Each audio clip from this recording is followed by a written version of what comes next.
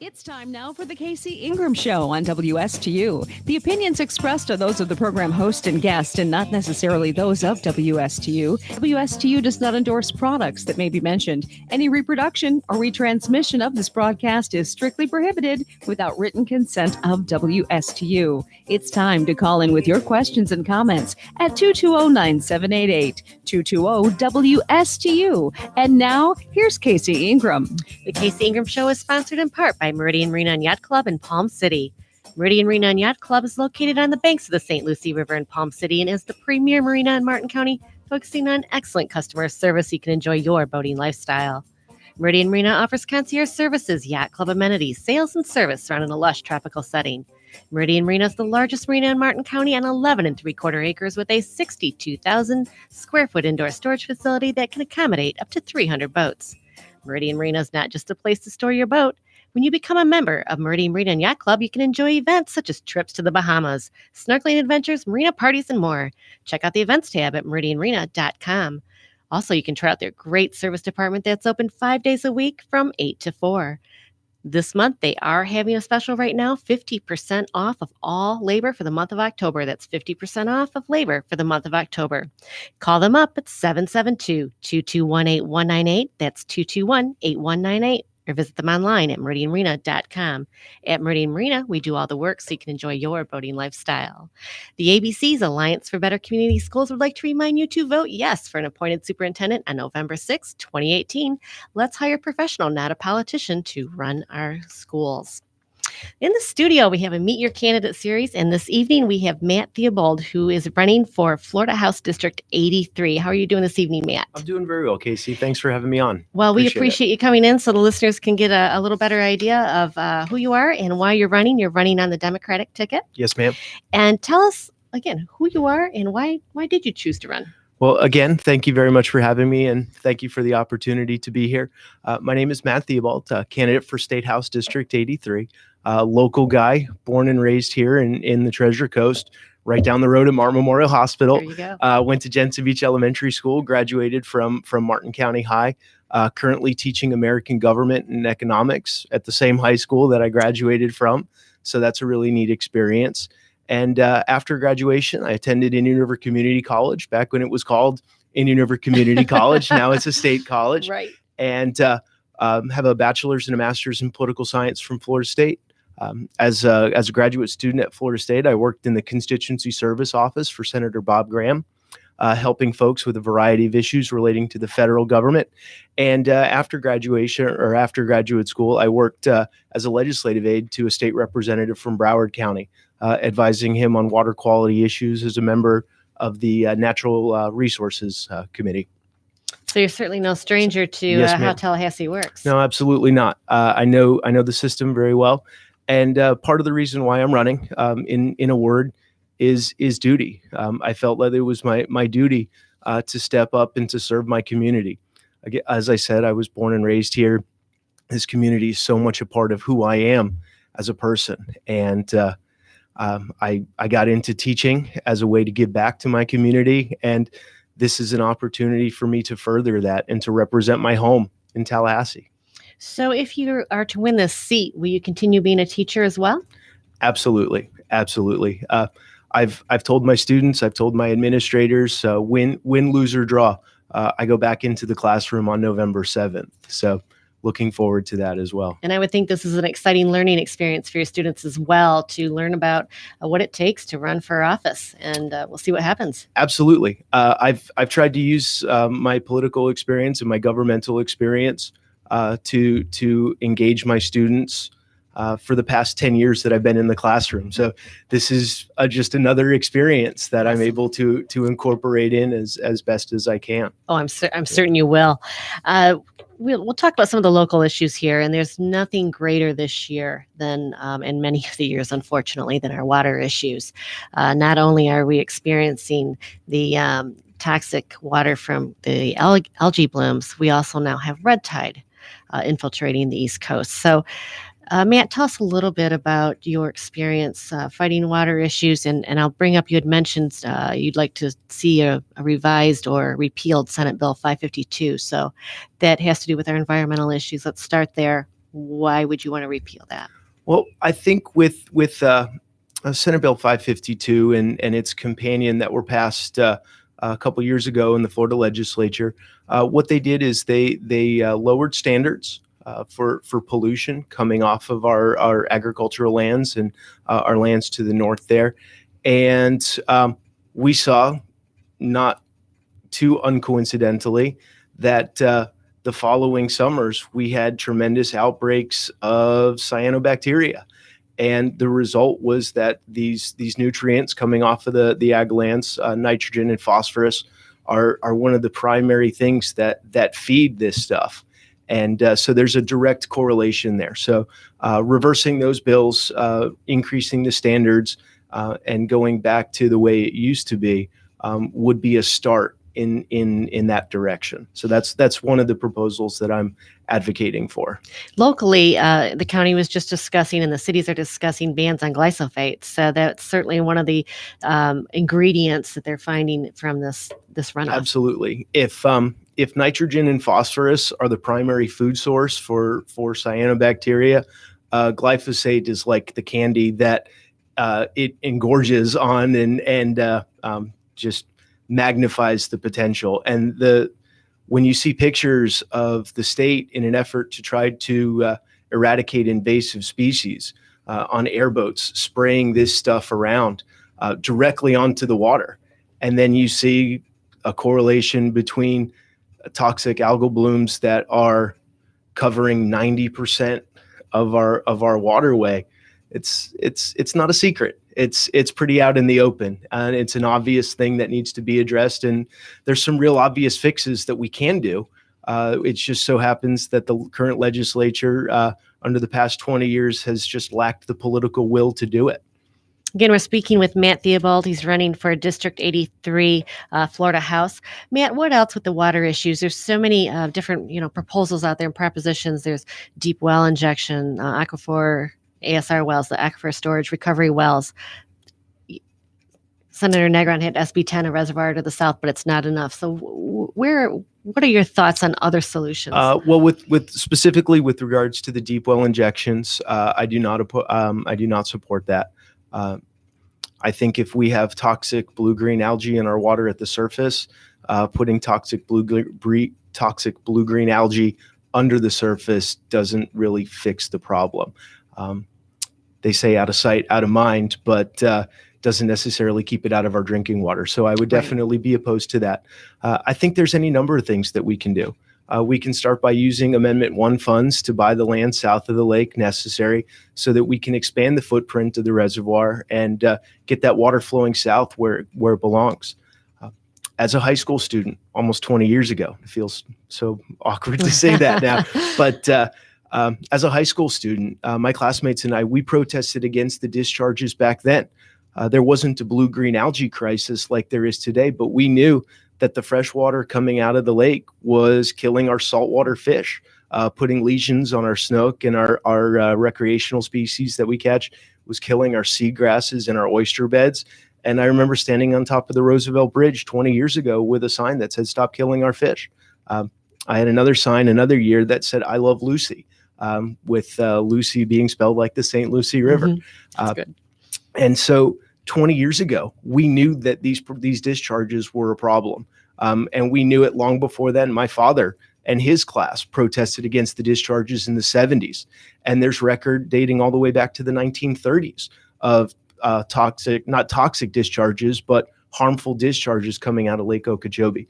The natural connection between the lake and the estuary is that there is no connection, that it's a floodplain. And we built a canal that created this super highway for fresh water as well as toxic laden water to come into our waterways. And we have to reverse decades upon decades of man-made intrusion into what God intended to be two separate entities.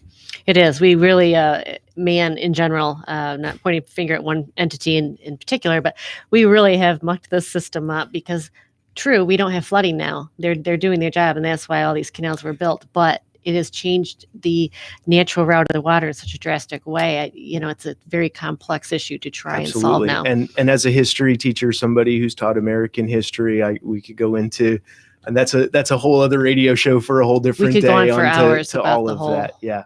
the whole design of the system and the water issues. What about north of the lake? The Kissimmee obviously flows into the lake. A lot of the water that is nutrient laden comes from that area. So do you have any thoughts of? Sure. Well, we've like I said, we've known for a long time now that it's the water north of the lake flowing into it that ultimately ends up discharged east and west. And we see that it's the added nutrients of nitrogen and phosphorus going into that water that are fueling these toxic algal blooms. And so we need to make sure that there are limits at the source so that the water going into the Kissimmee River is as clean as humanly possible, talking about that human intervention, right? Clean as possible going in, and then making sure that there are appropriate filters along the way. Reinstituting the bends of the Kissimmee River has been a start, but it's not enough. There's been measures in place that are just simply not enough. And what we need to do is we need to be looking at ways of controlling it at the source. Another topic that's large in the area and can be heated at times is all aboard Florida Bright Line. There's a couple different issues there, several different issues.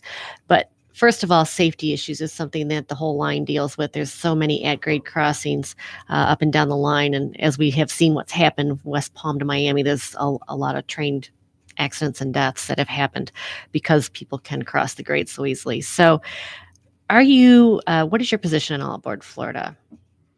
Well, I think when I was at the All Aboard Florida meeting a couple weeks ago in downtown Stuart, I saw how contentious it was. And when asking the question about whether or not Stuart should have a stop here, I think ultimately the issue comes down to the city of Stuart. And that's an issue of home rule. And if I was in the city of Stuart, I would ask myself a couple questions. The biggest one is the cost. What is the human cost as it relates to safety?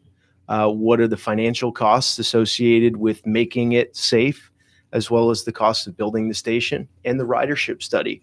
All indications suggest that it's going to be the city that has to absorb most of those costs.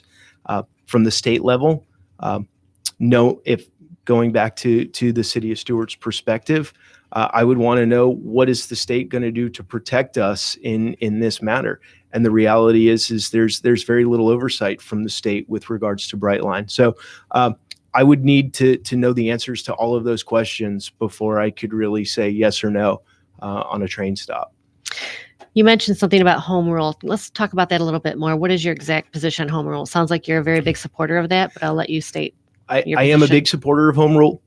As going back to being an American history teacher in the past, I can talk all day long about how county commissions were created in the early 1900s in response to natural disasters, because those folks knew back then that it was their local government that was best suited to address their issues.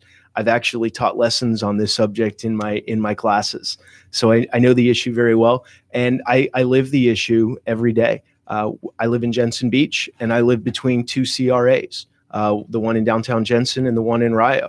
And traveling back and forth, they're a tremendous benefit to our community. And sunsetting CRAs willy-nilly for literally no good reason doesn't really seem to be not only a prudent choice, but also it seems to be a choice that violates our home rule. And I'm very much opposed to that. Again, we're speaking with Matt Theobald. He's running for District 83 Florida House, and you can find out more about Matt at mattforfloridahouse.com. That's his website, mattforfloridahouse.com. Matt, you're a teacher, so this is something I'm sure that's very personal to you. And of course, we're talking about safety at school, the gun restrictions, especially after Marjorie Stoneman Douglas and so many others. You talk about home rule, we talk about safety for the students, and then we also talk about the legislation Tallahassee has handed down, and the schools are saying it's an unfunded mandate. It's great to pass legislation, but help us fund these things. So As a teacher, and if you get to go to Tallahassee as a representative, what are your thoughts on the gun rules and funding for schools? Well, I I think that's a very good question. It's an important question to address, and I see this on the faces of my students every single day. I have students that are scared to come to school. I have coworkers that are scared to go to work, and some of my coworkers also have children who also go to public school in Martin County, and so they're doubly affected by this. They're worried about their own lives. Well, triply affected. They're worried about their own lives, the lives of their students in their class at that moment, as well as the life of their young one that's at another school site. So I see this issue on a very personal level. I think that the legislature's efforts to deal with this were somewhat disingenuous, passing a law that required certain things but not funding it, and calling it the Marjorie Stoneman Douglas Act, is just simply doesn't go far enough. I don't believe in arming teachers. Students need to feel safe in the classroom, and knowing that there's the potential of a gun in a classroom doesn't keep anybody safe, whether it's a good guy or not. So I'm opposed to that. And this act was nothing more than an unfunded mandate. We need a comprehensive solution to this problem. We need to start with gun regulations. We need to look at changing existing gun laws, specifically relating to background checks. We need to actually enforce the background checks that are in place. We need to look at closing the gun show loophole. I think that's another one. And we need to look at any number of comprehensive solutions. But it's not just about gun legislation. It's also about increasing access to mental health. It's also about hardening school security, making sure that our schools are actually secure. And the last piece to that, I'm part of a group at school called the Safe School Ambassadors, which is an anti-bullying organization that exists nationwide. We need to look at implementing programs like this in our schools around the state so that we can actually stop this problem at the source and keep these folks from turning into the monsters that they ultimately become. Matt, we're running out of time here. We're Sure. down to just under Sorry, 5 minutes. I know I talk a No, lot. please. I'll have you back. We'll talk some more. So I look forward to it very much. Why should folks vote for you over your opponent, who is Tony Overdorf, for District 83, Florida House of Representatives? Well, to start with, as it relates to my opponent, his big claim is that his background in biology makes him well suited to address the issues affecting our river. To that, I would say that scientists were the ones who developed Roundup and DDT. We've already talked about how harmful Roundup is to our waterways. So being a scientist doesn't automatically qualify you to be good for the environment. You can talk a good game, but can you walk the walk? I think that's important. This area is my home. As I said, I was born in Martin Memorial Hospital. I've lived here my entire life. Martin County, St. Lucie County. These are the areas that I grew up in. These are the areas that I fish. Some of the best fishing that I've ever done is just up the road on the Indian River in St. Lucie County. I love it up there. This is my home. It made me who I am today, and the issues that affect us here are my issues. And I think when you have to ask yourself as a voter, what type of representation you want in Tallahassee, you want somebody like you to represent you, and that's basically who I am. This is my home. It's your home. I can tell you're definitely very passionate about your home. Opioid abuse is very large problem nationwide as well as locally, and especially even right to the south of us. As an elected official, what would you do to continue to help curb opioid abuse? Opioid abuse is a huge problem. I've spoken with both of our chief law enforcement officers from Martin County as well as St. Lucie County, and they've identified that as their number one issue that they deal with on a regular basis. We need to look at legislation that specifically addresses the issues. We also need to look at restoring funding for some of these programs. I know that the legislature spent or cut some of the funding for drug prevention programs, and that makes it harder for our law enforcement officers to do their jobs. So we need to look at reinstituting those programs and following up with them to make sure that people get the help that they need, so that they can avoid this crisis. Right. Matt, do you have any meet and greets coming up? How can people get in touch with you and donate to your campaign? What have you? Thank you for bringing that up. We do have a couple events that are on our calendar. You can find out about them by going to the website, www.mattforfloridahouse.com. I'll also be speaking with Mayor Gillum. He'll be in town on October 7th. And I'll be a part of that event as well. So I encourage folks to come out to that as well. Where will that be at? That is at Memorial Park in Stewart. Okay. October 7th. So yes, ma'am. Very good. Real quick, I know we're running out of time. Affordable housing. We greatly lack it here, not only in Martin County, but statewide. Absolutely. I did some research on affordable housing before I came, and there are 911,000 Floridians who pay approximately 50% of their income to housing. As an economics teacher, I can tell you that rate should be about 30%. Affordable housing is an issue. Martin County, St. Lucie County, these are beautiful places to live. It's what brought me back home. I wanted to be here and be a part of my community. The problem is it's just cost prohibitive for many folks like me to come back. So we need to address the issue. I think the best way to do that would be for the legislature to stop raiding the Sadowski Trust Fund. I got to cut you off there. Thank you so much, Matt Theobald. Matt, Florida House, Matt for FloridaHouse.com. And good luck to you, Democrat. District 83, Florida House Representatives. Next week, we're going to have Ms. Lauren Bear on, who's running for District 18, Congressional District 18, Florida, or State House Representative. No, national. Goodness gracious. I'm having a hard time here, folks. Sorry about that. That's CD18. I know. Congress. Thank you.